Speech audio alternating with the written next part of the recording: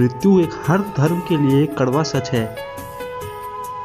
आज के बाद मृत्यु जिसकी भी होती है तो ये बड़ा विचलित है कि वह व्यक्ति कहाँ जाता है, कौन से लोक में जाता है और क्या क्या सुख या दुख प्राप्त करता है।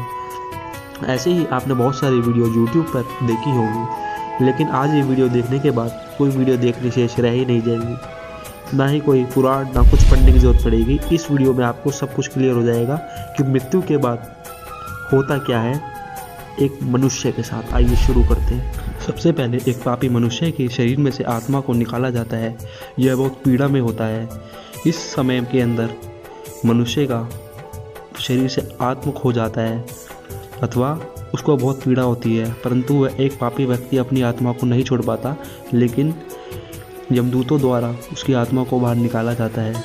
उसके बाद वह आत्मा अपने मृत शरीर को देखकर बहुत हैरान हो जाती है अथवा उसके आंखों के सामने उसके किए हुए पापों की एक रील शुरू हो जाती है, जिसको वो स्पष्ट दिखाई देती है।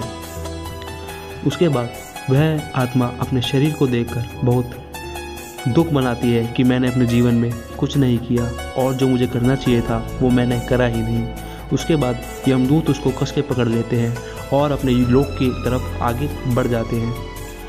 उसके पश्चात वह दुष्ट आत्मा यमदूतों से छूटने का प्रयास करती है, परंतु यमदूतों द्वारा बहुत ही उसको कस के पकड़ लिया जाता है अथवा उसको अपने लोक की तरफ ले जाया जाता है।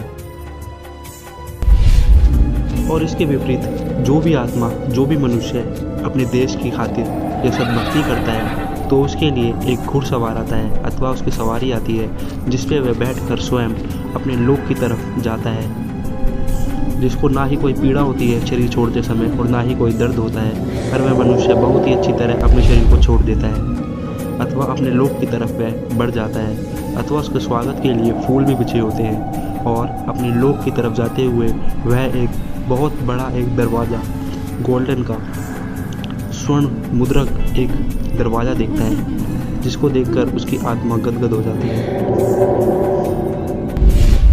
और इसी के विपरीत उस दुष्ट आत्मा को एक ऐसे रास्ते से लिया जाता है जहाँ पर बहुत ही दर्दनाक लोगों को कष्ट दिए जाते हैं और वह उसको देखकर वह दुष्ट आत्मा बहुत डर जाती है और उसको ऐसे ऐसे रास्ते से लेके जाया जाता है जहाँ पर ज्वालामुखी अथवा आग की नदी है और एक ऐसी जगह जहाँ पर निरंतर आग जलती रहती है और इतना गर्मी होता है कि आत्मा को बहुत ज़्यादा उसका शरीर तप रहा होता है, परंतु उसके लिए ना ही कोई व्यवस्था होती है, बल्कि उसको यमदूतों द्वारा भालों से मारा जाता है अथवा उसको आगे बार बार बढ़ाया जाता है।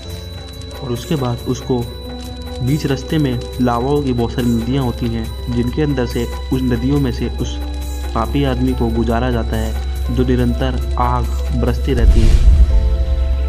और इसके बाद काल द्वारा, यमदूतों द्वारा उसको भेजा जाता है ताकि वह आत्माओं को दुख दे सके और उनके पापों का उनका हिसाब कर सके। उसके पश्चात काल अपने यमदूतों को भेजता है अथवा उन आत्माओं को एक ऐसी नदी में डालता है जहाँ पर निरंतर आग जलती रहती है और उनकी आत्माओं को जलते लावे में भुना जाता है।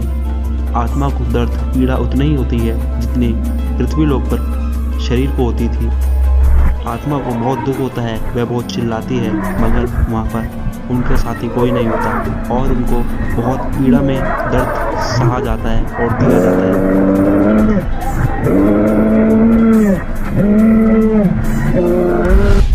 और इसी के विपरीत एक अच्छी आत्मा फूलों से एक रास्ते को पार करते हुए एक ऐसे दरवाजे की तरफ बढ़ती है।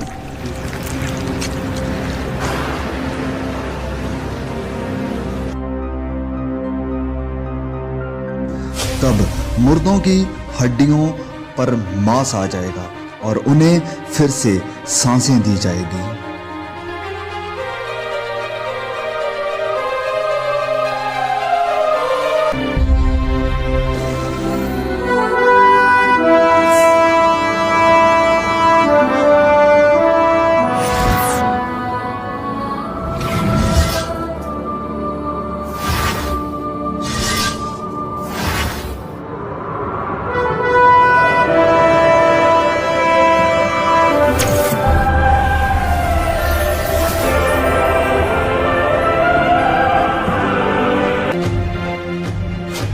व्यक्ति जिसने लोगों को इंसानों की बनाई हुई मूर्तियों की पूजा करने के लिए प्रोत्साहित किया। जिस किसी का नाम जीवन की पुस्तक में लिखा हुआ ना मिला, वह आग की झील में डाला गया।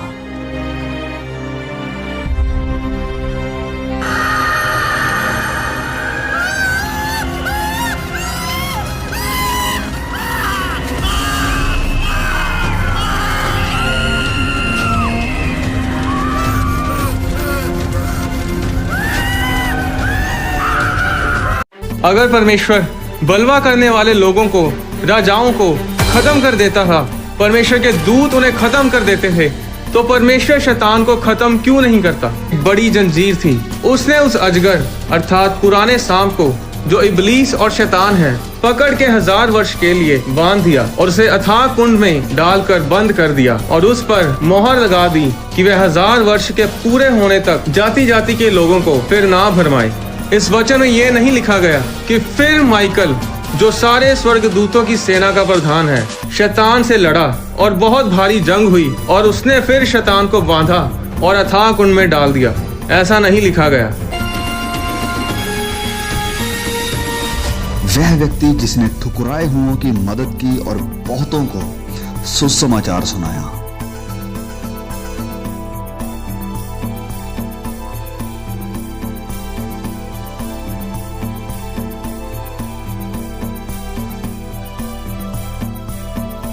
सदा के लिए हमेशा के आनंद के वारिस होंगे, जिनके नाम मेमने के जीवन की पुस्तक में लिखे गए हैं, वह परमेश्वर के राज्य में प्रवेश करेंगे।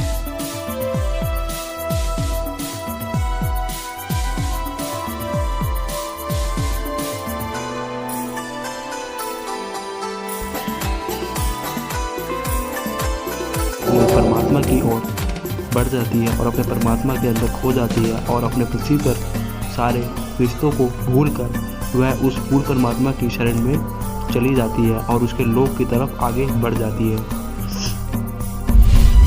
इसके पश्चात वह आत्मा अपने निज स्थान पर पहुंच जाती है अथवा वह बड़े बड़े महलों को देखकर, अपने घर को देखकर बहुत ही आनंद पूर्वक उसमें रहती है और वहाँ पर किसी भी चीज़ की कमी नहीं होती है अथवा वहाँ काम करने की आवश्यकता नहीं होती है अथवा वहाँ पे इस प्रकार के वृक्ष होते हैं जो एक बार फल तोड़ने के बाद उसी 1 सेकंड के अंदर वहाँ पर फल फ्रूट उग जाते हैं अथवा वहाँ पे दूध की नदी है और खाने पीने की कोई पाबंदी नहीं है और ऐसा स्वादिष्ट भोजन वहाँ पे प्राप्त होता है कि जो कि किसी भी लोक पे संभव नहीं है।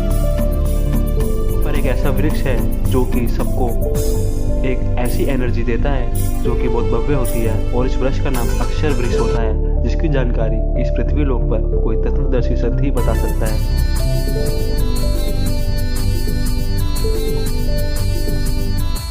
इसके विपरीत वो दुष्ट आत्मा सभी सजाओं को भोग कर यमराज के पास जाती हैं और इसी बीच साइड में भंडारे चल रहे होते हैं। वह आत्मा भूखी प्यासी होती है लेकिन उसको कुछ भी प्राप्त नहीं होता है और यमराज द्वारा उसके किए हुए कर्मों के अनुसार उसको पृथ्वी लोक पर 84 लाख योनियों में भेज दिया जाता है। धन्यवाद दोस्तों, आपने इस वीडियो को पूरी देखा और अगर आप कोई आध्यात्मिक विचार रखते हैं तो आप कमेंट में ज़रूर हमें बताइएगा और इस वीडियो तक अपने किसी ज़रूरतमंद तक आप इसे जन जन तक पहुंचाइएगा ताकि इस वीडियो से कोई व्यक्ति कोई जुर्म करने या कोई पाप करने से पहले 100 बार सोचे। धन्यवाद दोस्तों।